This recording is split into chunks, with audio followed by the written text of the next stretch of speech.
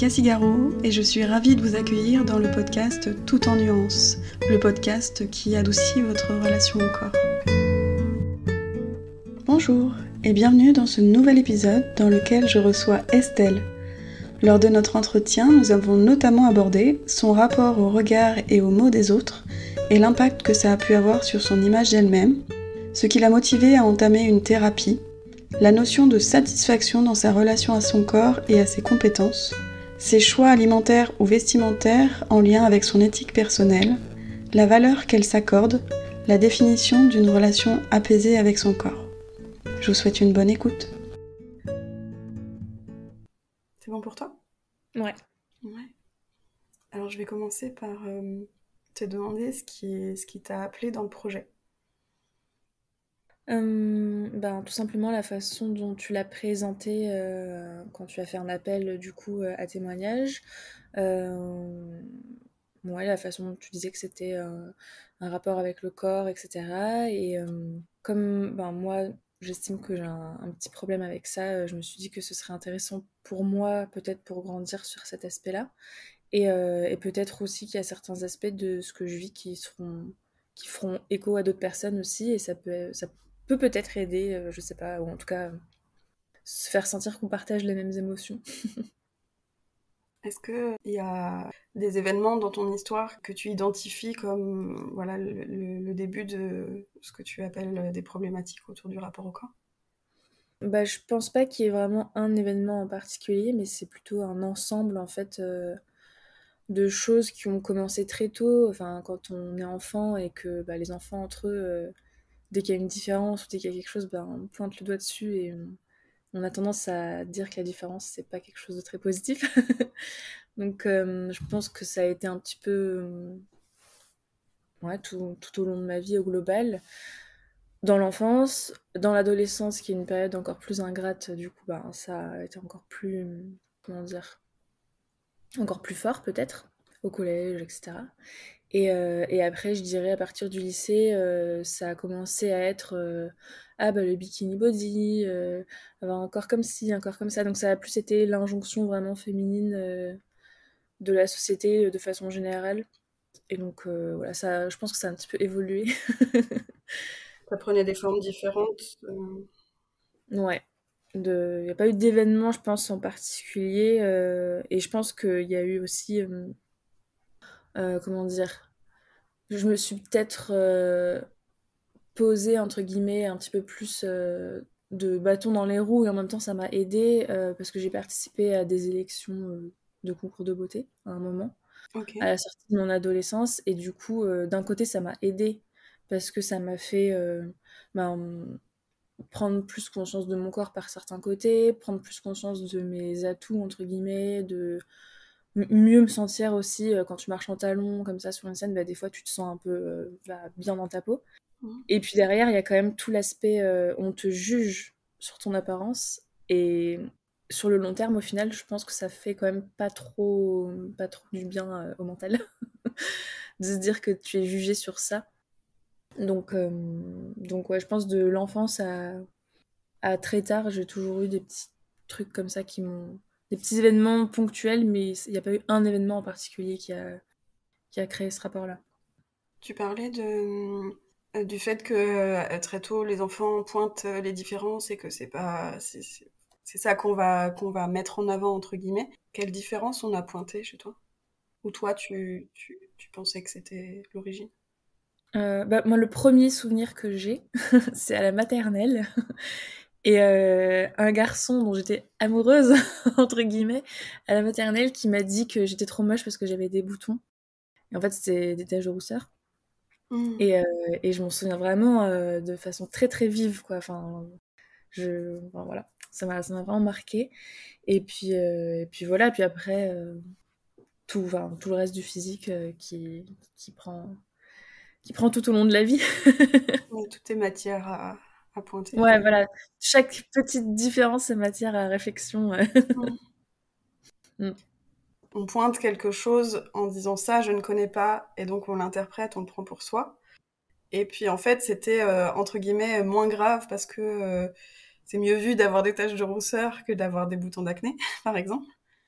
Pourtant, les deux, bah, ça reste naturel et ça reste quasiment un passage obligé. Les taches de rousseur, pas forcément, mais d'une manière générale, sur la peau, il y a des aspérités. Tout n'est pas lisse, et contrairement aux filtres qu'on voit aujourd'hui et ce genre de choses. Comment tu réagis quand on vient voilà, pointer du doigt? Alors, à ce moment-là, ça part de quelque chose d'inconnu et de naïf, entre guillemets, plus ou moins Mhm. à cette période-là du développement, du développement psychologique. Et après, c'est moins naïf, on est d'accord. Comment t'as vécu ça? Est-ce que le fait de recevoir des mots sur comment est ton physique, est-ce que c'est quelque chose qui a évolué? Est-ce que c'est toujours aussi vif? Est-ce que tu revis en fait ce moment-là? Mais c'est sûr que ça a évolué parce que bah, enfin, tu le perçois pas de la même façon quand t'es enfant et quand t'es ado et quand t'es adulte, etc. En fait, je pense que sur le moment, dans mon enfance et dans mon adolescence, je le percevais comme c'est pas grave.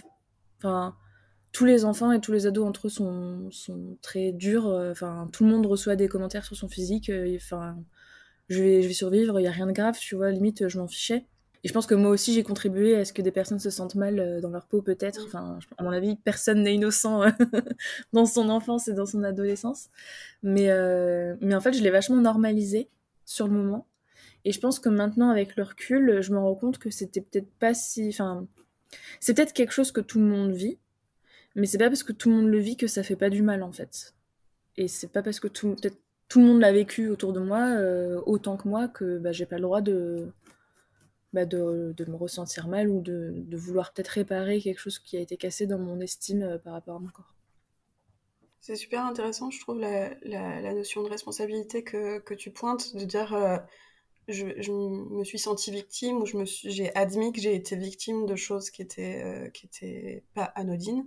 Et en même temps, potentiellement, inconsciemment, j'ai pu avoir la même attitude sans forcément m'en rendre compte, sans forcément le conscientiser. Après coup, finalement, la responsabilité, elle est de prendre soin de ce qu'on a vécu, nous, parce qu'on peut pas forcément intervenir. Si on peut intervenir en termes de culpabilité, d'aller réparer des choses, c'est intéressant. Tout dépend du degré et puis de la conscience.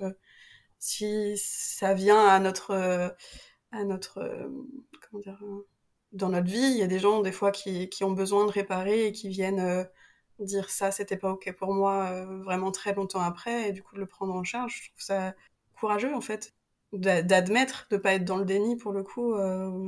Et tu parlais de la normalisation, c'est aussi ça. T'as forcément des périodes dans ta vie où t'as pas été. Enfin, tu changes de groupe sociaux tout le long de ton enfance, de ta scolarité. Il y a forcément des moments où t'as été bah, peut-être la cinquième roue du carrosse.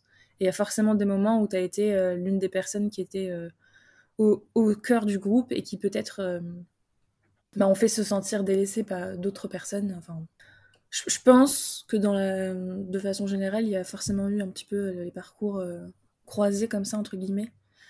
Enfin, j'imagine. C'est dur de penser pour les autres, mais... Ah, mais c'est beau de l'admettre parce qu'on le fait pas forcément tous, pas forcément de cette manière-là, mais c'est aussi, on parle souvent, notamment en développement personnel, des blessures de l'enfance et du fait que vivre telle ou telle blessure, c'est aussi la faire vivre, et ça c'est c'est plus facile à identifier quand on est victime, et encore. Je sais pas si je généralise, c'est pas terrible. J'ai pas compris ce que t'as dit, vivre et la faire vivre, Ouais, c'est-à-dire? c'est-à-dire que quand dans les blessures de l'enfance, par exemple, vivre de l'injustice, ça arrive à tout le monde, mais en général, quand elle se manifeste, on peut aussi bah, la faire vivre d'un autre côté, mais c'est moins visible, on s'en rend moins compte en fait. Et c'est pas forcément facile à admettre non plus qu'on puisse être quelqu'un qui, à un moment donné, a blessé quelqu'un d'autre. C'est pas forcément dans la nature profonde. Puis on est mal vu. Enfin, c'est le principe de dire on a des qualités et des défauts. Bah, ça dépend du point de vue, ça dépend de comment on vit les choses. Et refuser de voir ce qu'on dit comme des défauts ou nos parts d'ombre, c'est mettre un peu un couvercle sur quelque chose et c'est s'éloigner d'une part de soi. Oui, je pense. Dans le travail du retour au corps, c'est aussi admettre qu'on a pu bah, être soi-même violent avec soi. On a souvent peur un peu du monstre qui se cache à l'intérieur de nous. Et en fait, c'est quand on va le voir qu'il y a quelque chose qui se pacifie et qui s'harmonise, qui s'équilibre. C'est pas une évidence tous les jours, clairement. C'est pas forcément un but en soi que de calmer cette part-là. C'est de la faire vivre d'une manière qui soit plus saine pour soi, qui soit pas autodestructrice, quoi. Oui, puis à accepter, enfin, quand j'accepte que moi aussi j'ai peut-être pu avoir des comportements qui étaient peut-être pas ouf au regard d'autres enfants, adolescents, ça dédramatise aussi ce que les autres. Ça montre bien qu'à cet âge-là, on n'est pas forcément ultra conscient non plus de ce qu'on fait et que c'est pas non plus de la méchanceté pure. C'est, bah... je parle d'une époque où le harcèlement scolaire n'était pas ce qu'il était aujourd'hui. Hein. Là, je parle pas pour ce qu'il est aujourd'hui, j'ai l'impression que c'est encore plus attisé. Mais à mon époque, en tout cas, c'était pas. Enfin, de ce que j'ai vécu moi, c'était pas non plus vraiment de la méchanceté gratuite, horrible, ciblée, enfin, comme on peut l'imaginer. Enfin, de ce que moi je perçois en tout cas, c'était vraiment, ben, voilà, des enfants et des ados qui apprennent à devenir grands, qui testent les limites des autres et qui, ben, dans le process, se font un peu mal entre eux, quoi, psychologiquement parlant. Mm. C'est hyper intéressant d'aller voir ce processus-là. C'est un peu moins accusateur du coup de qu'est-ce qu'on a pu voir ou subir et d'aller voir que le comportement, effectivement, enfin, tu le décris très bien, je veux pas, pas revenir dessus, mais ouais, j'aime beaucoup cette vision-là. Je trouve ça chouette.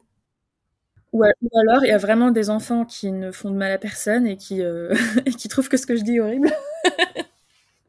Je ne sais pas. Je pense qu'on peut prendre personnellement des choses et il faut un certain recul pour avoir l'analyse que tu dis. Je suis pas sûre que tous les enfants sont en capacité de le voir quand ils se font harceler, etc. C'est pas, c'est en tant qu'adulte. Je sais que à l'heure actuelle, la plupart des gens que je suis, par exemple des créateurs de contenu ou des choses comme ça, mais même des modèles dans la vie, je me suis beaucoup retrouvée avec des gens qui avaient ce vécu-là finalement d'avoir subi du harcèlement.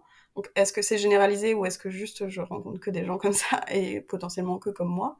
C'est des gens qui avaient cette singularité, qui à l'école se sentaient pas à leur place, voilà. Après, je pense on attire un peu à nous ceux qui nous ressemblent, mais il y a quand même une grosse généralité. Et les gens qui aujourd'hui créent des choses originales sont ces gens-là, ces gens qui ont vécu des choses.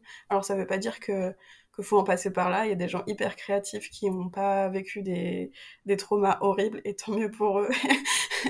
Et c'est une très bonne chose, mais la singularité, elle est précieuse en fait. Pendant un temps, on peut voir ça comme quelque chose de terrible, et puis après, voir qu'en fait, ça peut aussi être un atout finalement.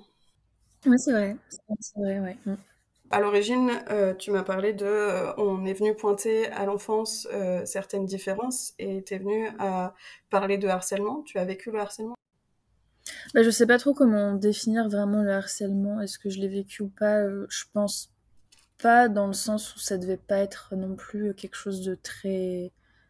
Enfin, en termes de fréquence et de force, je pense pas qu'on puisse le qualifier de harcèlement vraiment. Mais bah, j'étais mal dans ma peau et je l'identifie comme une cause interne et aussi une cause externe on me faisait bien sentir que j'étais pas trop à ma place et que bah, physiquement j'étais différente, etc. Mais de là à dire que c'était du harcèlement, je pense pas. Enfin, moi je le vois pas comme ça. Hmm. C'est pas forcément quelque chose qu'on a évoqué, mais t'avais quel rapport avec tes émotions? Bah, je saurais pas te dire, je me suis jamais trop posé la question, donc j'imagine que ça va. Non, enfin, j'ai pas de mal à pleurer, à rigoler. C'est quelque chose, tu arrives à le faire vivre, tu te sens pas bloqué dans quelque chose qui soit intériorisé ou ce genre de choses? Non, non, alors je les intériorise pas du tout, je les extériorise bien. Par contre, peut-être que la chose que je regrette un peu par rapport à mes émotions, c'est qu'elles sont vraiment très très très fortes, qu'elles soient positives ou négatives, c'est vraiment les montagnes russes, quoi. Là où j'ai l'impression que d'autres personnes, bah, leur vie c'est une petite rivière, où des fois il y a des hauts, des fois il y a des bas, des fois ils sont tristes, des fois ils sont contents, mais voilà, globalement c'est un peu toujours la même fréquence, enfin la même ondulation. Moi c'est vraiment, quand ça va bien, ça va très très très très bien, et quand ça va mal, ça va très très très très mal. Donc ouais, l'intensité est un peu dure à gérer des fois, mais sinon ça va. Est-ce que tu as déjà exploré le pourquoi c'était très très fort par rapport à l'impression que tu avais de comment les gens le vivaient autour de toi?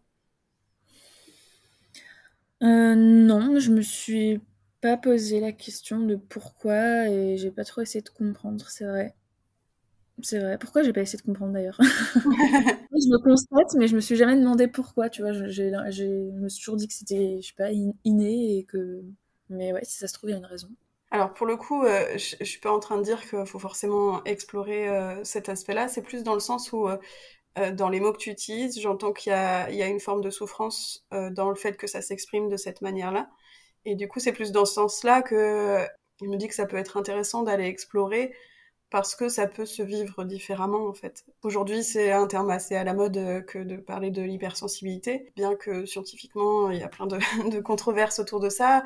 Ce qui est intéressant, c'est quand même de potentiellement poser des mots sur ce que tu vis. Ça veut pas dire que l'hypersensibilité, c'est ce qui te concerne, mais simplement dans le fait de dire je vis les choses très fortement, contrairement à ce que j'ai l'impression de vivre de l'autre, Mhm. que mon entourage a l'air de vivre. Et si ça me crée de la souffrance, ça peut être intéressant de voir si c'est normal ou pas, et si ça peut se vivre autrement. Ça me fait penser un peu au cycle menstruel où il y a beaucoup de choses qui se disent bah c'est un peu normal d'avoir mal tout le temps et c'est un peu pas vrai du tout. Voilà, c'est dans la mentalité que bah, les femmes, par exemple, ça peut être beaucoup plus sensible et du coup, c'est pour ça elles vivent les choses, etc. Et il y a une part de vrai dans le sens où il y a effectivement des causes hormonales qui peuvent aller bouleverser beaucoup de choses, notamment émotionnelles. Et en même temps, bah, si c'est une source de souffrance, ça peut être intéressant d'aller plus loin parce que il y a des femmes qui ont très très mal pendant leurs règles et qui en fait font de l'endométriose ou d'autres pathologies autour du cycle et donc le laisser de cette manière-là, bah, c'est un peu dommage. Ok, je vois ce que tu veux dire. En gros, soit l'accepter comme tel en se disant c'est normal, c'est comme je suis, ou alors si ça me provoque de l'inconfort, bah, peut-être essayer de voir est-ce qu'il y a quelque chose à creuser pour essayer de me sentir mieux par rapport à ça, quoi. Ouais, c'est ça. Ok. D'apporter du mieux-être et en même temps ça peut être aussi des choses qui sont c'est pas le moment pour toi, ça te parle pas et Si, ça me parle. Bah, enfin, j'avais déjà entendu parler, tu vois, comme tu dis, l'hypersensibilité, etc. Mais c'est vrai que je me suis jamais trop. Bah, j'ai pas fait le travail vraiment d'identifier est-ce que je suis ça ou pas. Enfin, parce que comme tu dis, j'ai l'impression qu'il y a beaucoup de mots à la mode en ce moment sur plein de thématiques, santé mentale, santé physique, etc. Et du coup, je saurais pas, tu vois, identifier est-ce que c'est vraiment mon cas ou est-ce que c'est juste que bah, c'est à la mode de dire que je suis comme ça. Enfin, mm. donc non, j'ai pas fait ce travail-là de essayer de voir d'où ça peut venir, enfin, et surtout comment faire pour que je me sente mieux avec ça. Enfin, le seul travail, enfin si je fais un travail en fait. Le seul travail que je fais en ce moment, c'est que je vais voir une psy depuis presque un an. Mais on n'a pas encore vraiment abordé cette thématique-là en particulier.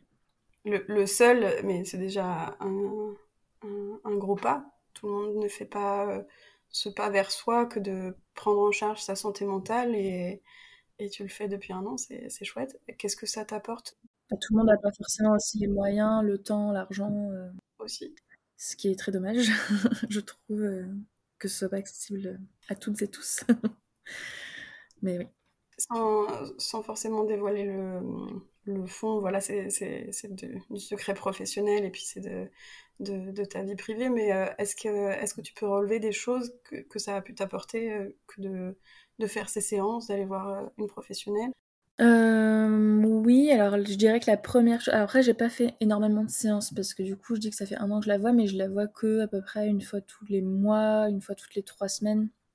Donc, enfin, je sais pas quel est le rythme standard ou quoi, mais donc j'ai pas non plus vu énormément de fois. Mais moi, pour l'instant, ce que ça m'a apporté, c'est surtout du soulagement court terme quand je vais la voir, quand je fais une séance. Je pleure énormément. Je pleure énormément de base, mais alors avec elle, c'est encore plus. Les chutes du Niagara. Et j'ai l'impression qu'il y a des trucs qui sortent, quoi. Enfin voilà, ça soulage, je vide un petit peu ce que j'ai sur le cœur, etc. Donc sur le moment, ça fait du bien. Ensuite, a posteriori, moi, ce que j'essaye de faire, c'est un peu de me noter ce que j'ai dit, ce que elle m'a dit, même si elle dit pas grand-chose parce qu'elle est pas là pour enfin, pour me raconter sa vie ou pour me raconter des conseils, etc. Mais en tout cas, il y a des fois où elle dit ah bah ça pourrait peut-être être un truc lié à ça. Enfin, elle donne des petits indices des fois, donc je me le note. Et du coup, souvent, ça me fait un petit peu ma petite séance après psy où je me fais un peu de journaling entre guillemets, journal intime, tout ça, où j'essaye de creuser encore plus loin ce que j'ai vu avec elle.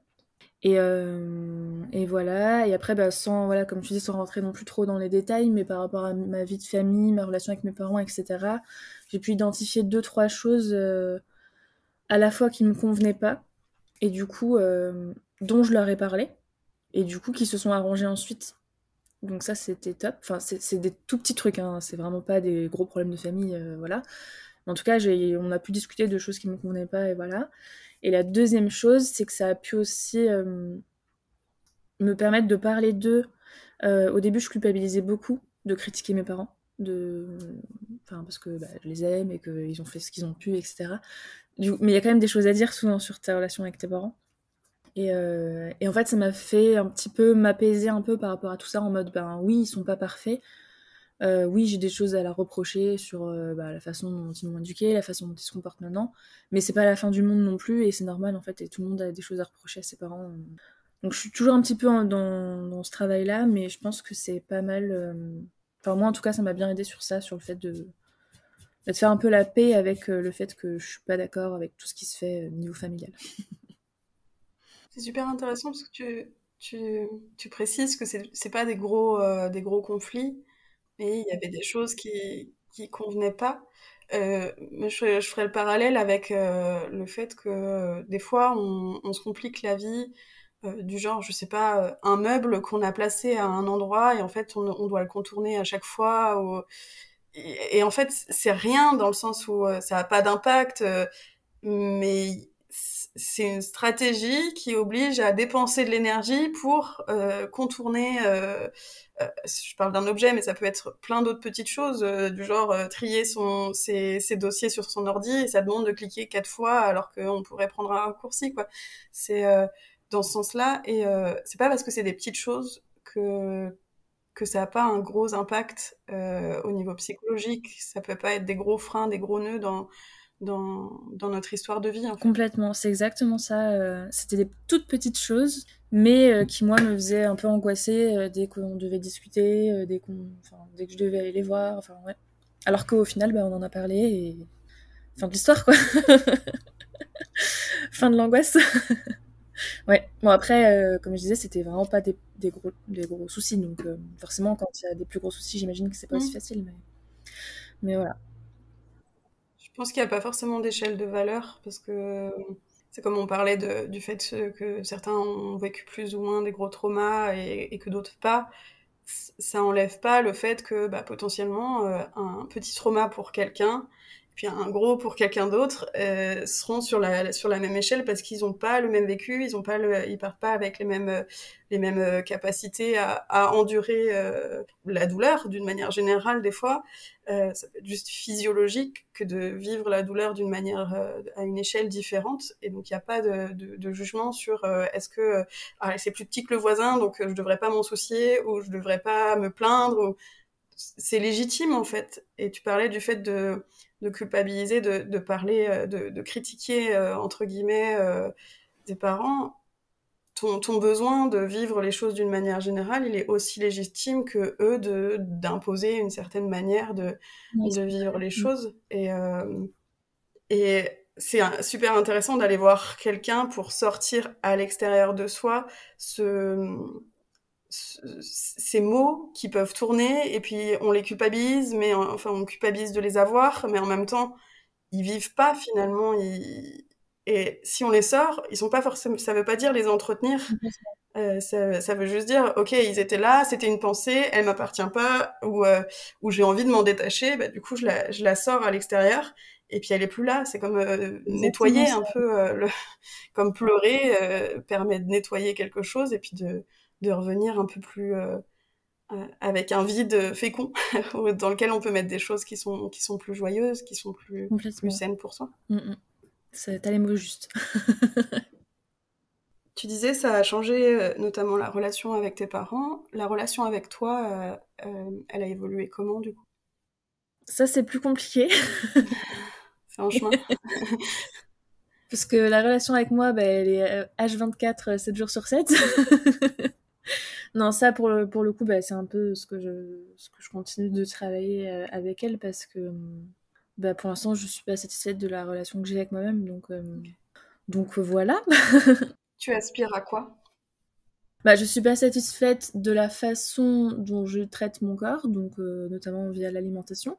Et je suis pas satisfaite ensuite, a posteriori, de ce à quoi mon corps ressemble, par conséquent. Ok. Donc il y a ces deux choses-là qui me dérangent depuis très longtemps et que je dois encore travailler, que je veux travailler et que dans un monde idéal, j'aimerais bien être sereine par rapport à la nourriture et sereine par rapport à mon apparence. Le fait que tu sois satisfaite de ton corps, est-ce que ça passe par une envie de changement ou une envie d'appropriation? De changement. Ok. De changement complètement. Là, enfin, ce à quoi je ressemble ne me correspond pas du tout à. Je sais qu'il y a des personnes qui se disent moi je suis bien comme je suis bien dans mes baskets, on n'est pas tout obligé de ressembler à des meufs dans les magazines qui font du 34. Mais j'ai essayé pendant un moment de me dire ça, de me dire ben voilà, ça c'est mon corps, c'est ma morphologie, patati patata, mais c'est un mensonge que je me racontais à moi-même en fait. J'arrive pas. Donc, euh, donc voilà. C'est un peu le principe de nier la souffrance que tu vis à l'instant T et de dire non, c'est pas comme ça, ok, je m'aime, et un peu en mode psychologie où j'affirme des choses et puis ça va s'ancrer. C'était pas tellement ça, c'était pas vraiment dans la négation, mais c'était plus dans la résignation de bon, j'ai essayé de lutter pendant tellement longtemps pour avoir le corps que j'aimerais. Enfin, il y a un moment, faut se résoudre à être satisfait de ce qu'on a. Donc j'ai essayé de faire ça, de me dire bon bah voilà, enfin j'ai deux bras, deux jambes, tout va bien, je suis en bonne santé, voilà. J'ai un corps qui a quand même tel ou tel avantage, tel ou tel inconvénient, ok, j'ai essayé de faire ça. Et ça marche pendant un mois ou deux, mais après, ça me suffit pas en fait. Je pense que. Enfin, soit il faut que j'arrive à avoir le corps que j'aimerais, parce que pour l'instant je n'ai jamais réussi, soit c'est une cause perdue, et dans ce cas il faut que j'arrive à me satisfaire de ce que j'ai. Et ça pour l'instant, j'ai essayé, et pour l'instant j'ai pas réussi. La sensation que tu as quand tu considères que t'as pas réussi, c'est comment à l'intérieur ça? Bah, c'est très inconfortable et très triste. Enfin, je suis pas en accord avec ce que j'aimerais être. T'as essayé quoi pour changer ce corps? Bah, le sport, l'alimentation, essayer de faire, pas des régimes parce que j'y connais pas vraiment grand-chose en régime, mais contrôler, tu vois, noter les calories, les nanana, essayer de se dire: «Bon, bah, cette semaine, je mange que des salades». Bon, ça, c'était il y a longtemps, hein, parce que maintenant, j'ai bien compris que ça marchait pas. Mais enfin, oui, je me souviens, quand j'étais plus jeune, je me faisais des soirées, où je mangeais juste, 3 noisettes, et des fruits, enfin j'ai essayé pas mal de trucs et puis du sport aussi, mais enfin, c'est pas. Pour l'instant, ça a pas vraiment porté ses fruits sur le long terme. Les sports que t'as testés, c'était des choses où tu... Est-ce que c'était des sports qui t'attiraient ou est-ce que c'était des sports où tu pensais que c'est ça qui allait aller au bon endroit, là où t'avais envie que ça change? Alors, non, je pense que j'ai toujours fait des sports qui m'attiraient. Enfin, de façon générale, je pense qu'il y a plusieurs sports que j'aime bien, donc du coup, j'aime bien piocher un peu, varier, etc. Non, non, j'ai pas fait vraiment. Enfin, la seule fois où je me suis inscrite à une salle de sport et vraiment où j'ai dit au début, il y a un mec qui fait ton coaching, etc. Et du coup, je disais, bah, j'aimerais bien être comme ci, comme ça, les bras pas trop musclés, nanani, enfin voilà. À l'époque, c'était encore mon problème. Et là, vraiment, le mec te dit, bon, bah, du coup, pour avoir tel résultat, il faut que tu fasses telle machine, X répétitions, X nombre de fois. Ça m'a un peu saoulée, j'avoue. Parce que c'était trop précis. Enfin, et justement, ça a ôté un peu la notion de plaisir dans le sport et c'était vraiment juste orienté résultat. Donc, je pense que ça m'a pas. D'ailleurs, je l'ai pas fait longtemps. Et non, sinon, le reste des sports que j'ai fait, enfin, que je continue de faire, c'est un mélange, en fait, entre les résultats que tu vas avoir et aussi le plaisir que tu prends, quoi. Sinon, enfin, c'est pas la peine.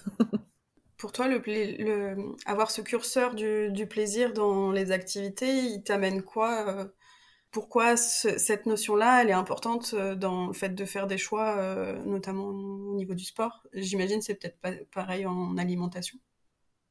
Alors, elle est importante pour la partie sportive parce qu'on a des journées surchargées et que bah, souvent, quand tu te consacres à 1 heure, bah, parce que si tu fais 30 minutes de sport, 30 minutes te changer de douche, nanana, y aller, revenir, etc. Donc, on va dire 1 heure et demie. Bah, il faut que ce soit quand même 1 heure et demie où tu passes un bon moment dans ta journée parce que sinon, c'est un peu choisir entre un moment heureux et un moment où tu travailles pour ton corps et ta santé. Bah, autant joindre l'utile à l'agréable parce que nos journées ne font que 24 heures. Et moi, je le vois comme ça. Euh, Ouais, ouais, c'est comme ça que je le vois. Pour le sport, en tout cas. Pour l'alimentation, est-ce que c'est un curseur pour toi, le plaisir? J'ai un peu plus de mal à comprendre ta question sur la partie alimentation. Est-ce que tu choisis les plats ou les recettes ou d'une manière générale la manière dont tu t'alimentes en fonction de la notion de plaisir?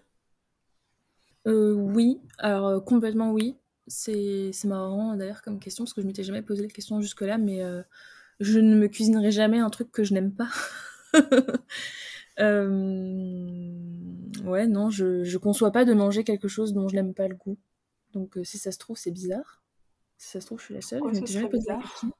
Je sais pas, bah, parce que comme tu me poses la question et que moi je me l'étais jamais posée, mais non, enfin tout ce que je cuisine, enfin j'aime le manger parce que sinon ce serait trop bizarre de cuisiner un truc que t'aimes pas.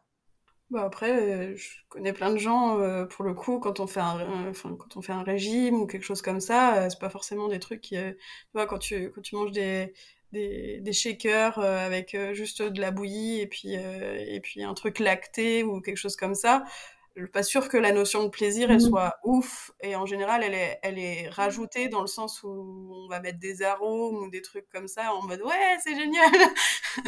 Alors que le plaisir, enfin, par définition, le produit ne donne pas de plaisir, c'est pas le but non plus, quoi. Ok, alors je vois ce que tu veux dire. Je pense qu'il y a une échelle dans le plaisir du goût. Bah, typiquement quand je me fais une salade, bah, je vais avoir moins de plaisir, peut-être avec les papilles, gustativement, etc., que quand je vais me faire des pâtes carbo, tu vois.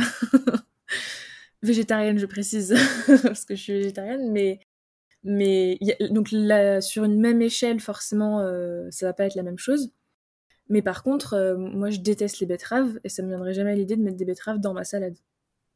Tu vois ce que je veux dire? Enfin, moi, c'est comme enfin, je mets pas des aliments vraiment que j'aime pas ou des choses que j'aime pas manger et je vais pas les cuisiner et je vais pas les manger ou je vais pas les commander au resto, etc. Par contre, je me fais des choses, des cheat meals que j'aime et aussi des assiettes saines, entre guillemets, avec des légumes que j'aime ou des fruits que j'aime, etc. Donc, ça reste quand même.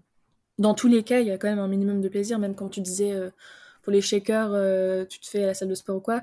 Ben, moi-même, enfin, des fois, je me fais des petits shakers, des petits smoothies et je me mets des fruits que j'aime bien. Enfin, tu vois, et j'ai quand même la notion de plaisir dedans.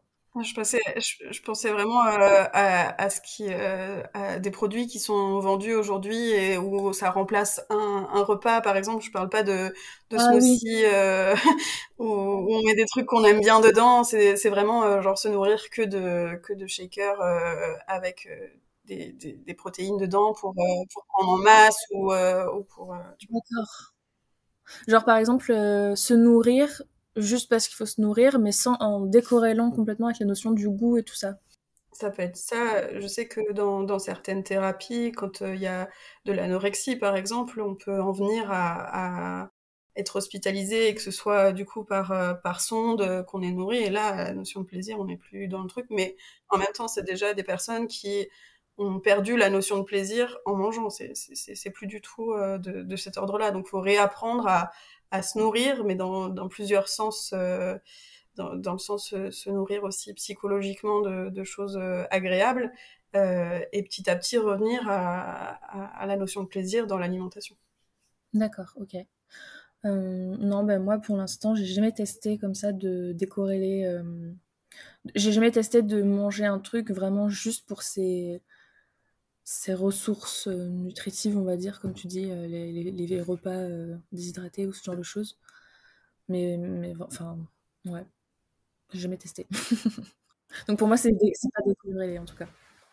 Aujourd'hui, si la notion de plaisir est bien présente dans ton alimentation, qu'est-ce qui peut être bloquant? Tu disais que c'était quelque chose qui était un peu conflictuel avec toi-même. Bah parce que je suis trop addict justement à ça, à l'alimentation. Je mange dans des proportions d'ogre, on va dire. Enfin, surtout quand je suis seule. Parce qu'en société, je me tiens, je mange une assiette.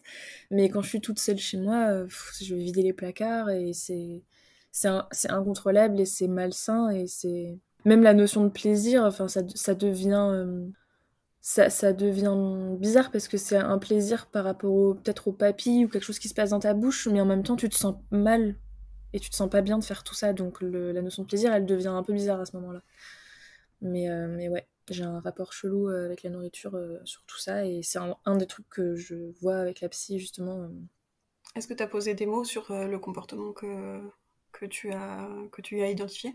Alors pour l'instant, enfin je dis on parce que moi je suis pas médecin, j'y connais rien et tout, donc je me réfère à ce que m'a dit ma psy pour l'instant, même si elle n'a pas posé vraiment de diagnostic officiel. Pour l'instant, elle estime que peut-être j'aurai une addiction au sucre.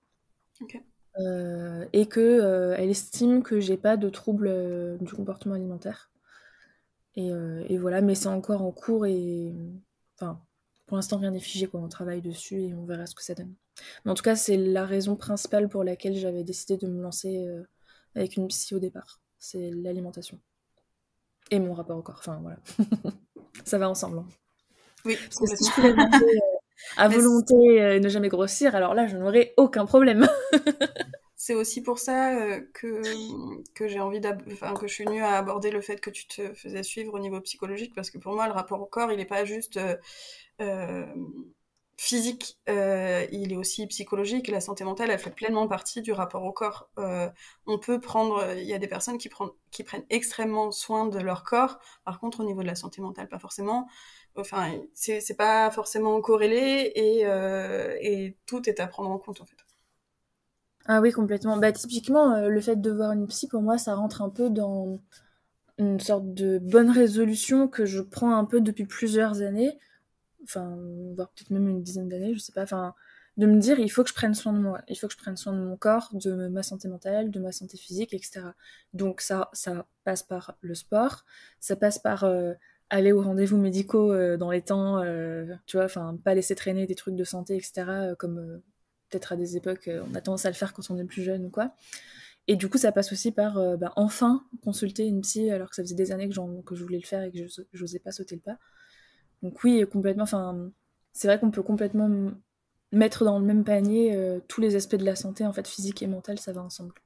De mon point de vue, en tout cas, c'est complètement le cas. Est-ce que tu te souviens du déclencheur? Tu dis pendant longtemps, j'ai dit que je voulais consulter, et puis un jour, je me suis décidée à le faire.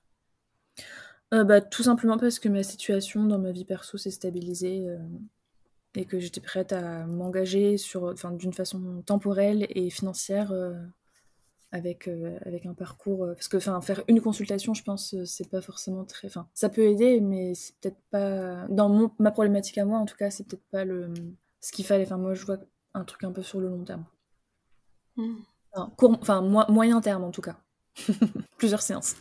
Donc, il fallait que je sois mentalement, physiquement et financièrement disponible. Ok. Au niveau de l'alimentation, du coup, tu parlais de l'addiction au sucre. Est-ce que ça a des conséquences sur ton quotidien? Bah oui, clairement, ça a des conséquences sur ma journée parce que bah, des fois, j'arrive plus à bosser tellement je pense au fait que j'ai envie de manger et que j'ai rien dans mon sac. Donc, faut que je trouve une solution, que je me fasse un thé, quelque chose pour penser à autre chose. Le soir avant de m'endormir, j'y pense tout le temps, l'alimentation, à mon apparence, en mode bah, je suis pas satisfaite. Donc, je m'endors avec cette pensée-là. ouais, enfin, c'est des pensées, en fait, les impacts quotidiens, plutôt. Une forme de charge mentale? Ouais, voilà, donc, ouais, une charge mentale. Ta question, c'était les impacts au quotidien, c'est ça? Ouais. Je me souviens, ouais, donc charge mentale. Je dirais, comment dire? J'essaye de chercher mes mots.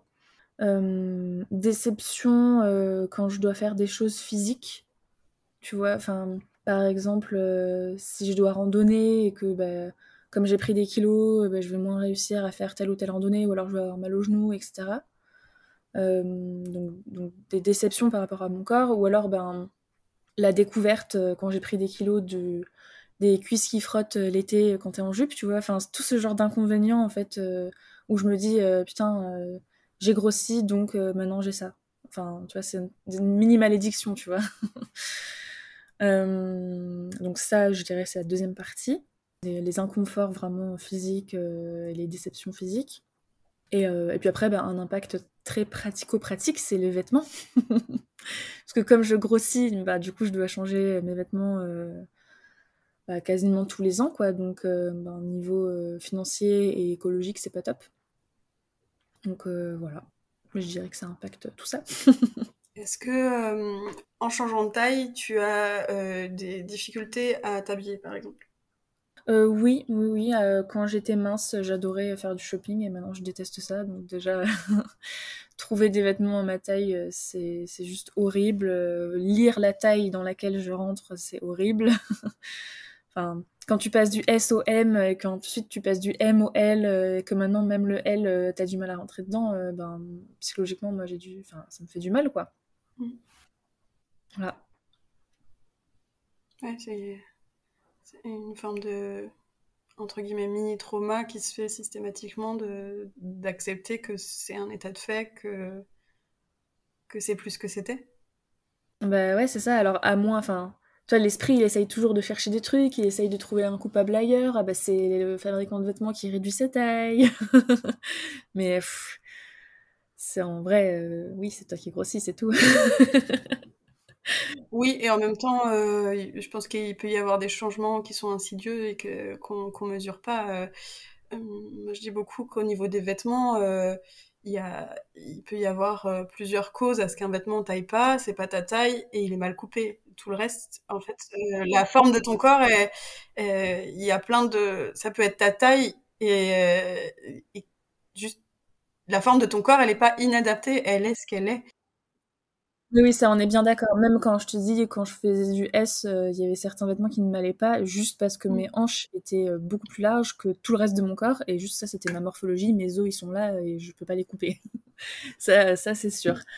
Donc oui, il y a les deux choses, oui, effectivement. Certains vêtements sont juste coupés pour des corps bizarres, tout droit, pas des corps de femmes.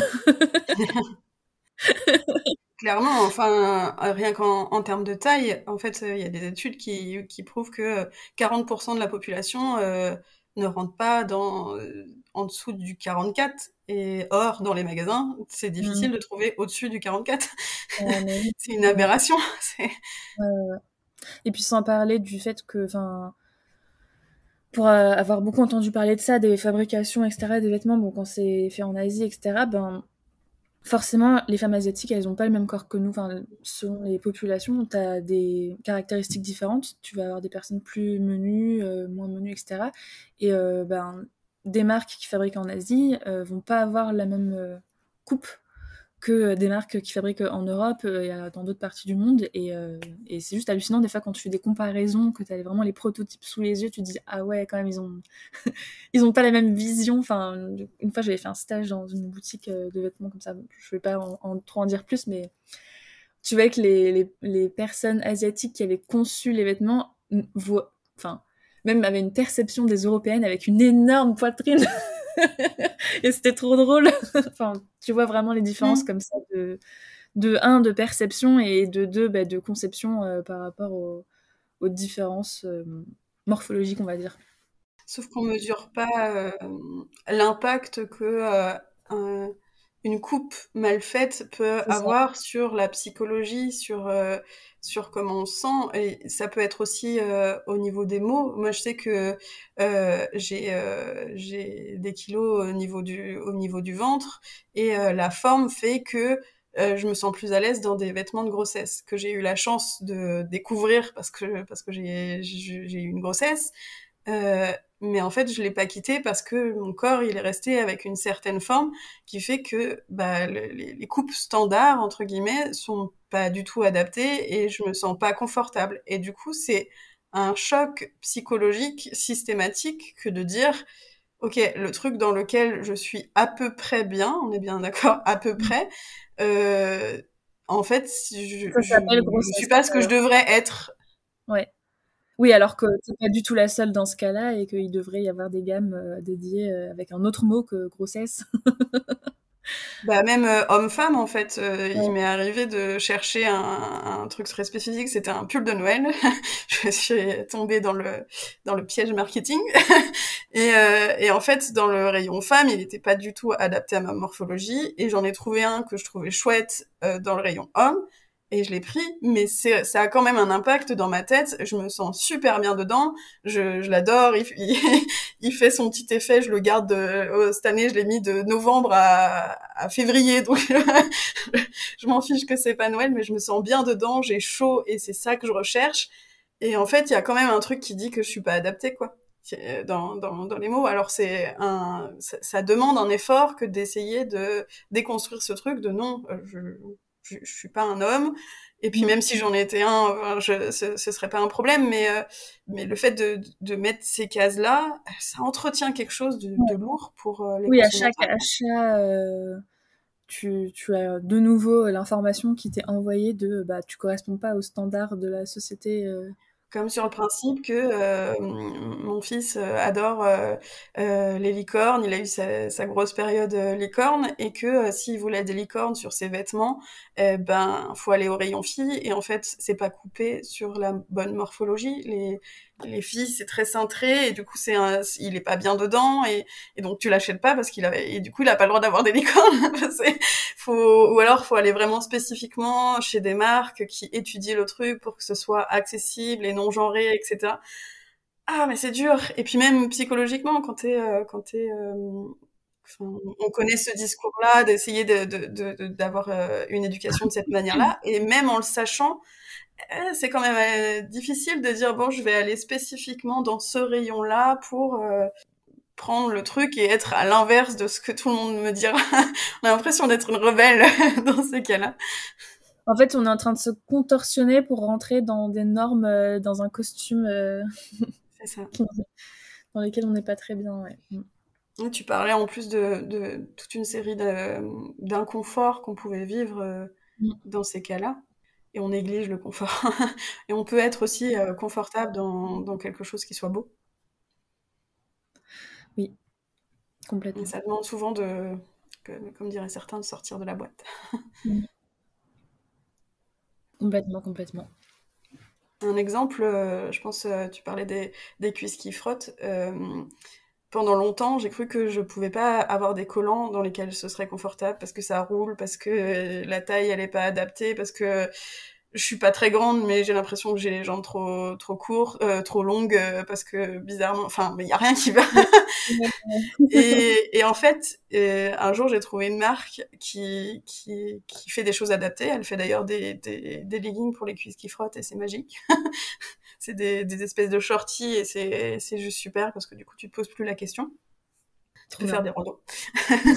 Et, et puis mais ça demande quand même d'investir dans le fait d'être confortable, chose que les gens se le figurent pas forcément. Et en fait, de dire que c'est possible. Tout le monde, toute ta vie, t'a dit que c'était pas possible, que t'étais bizarre, que t'avais pas le corps qui allait. Et puis en fait, si, il suffit juste de se donner un peu la peine. Et maintenant, bah, j'adore, du coup, je me dérobe tout le temps. Trop bien. Tu parlais du fait que tu étais végétarienne. Est-ce que c'est au niveau de ce régime-là? Est-ce que c'est par goût? Est-ce que c'est par souci écologique? Est-ce que c'est par souci éthique? Qu'est-ce qui t'a motivé? C'est écologique et éthique, majoritairement.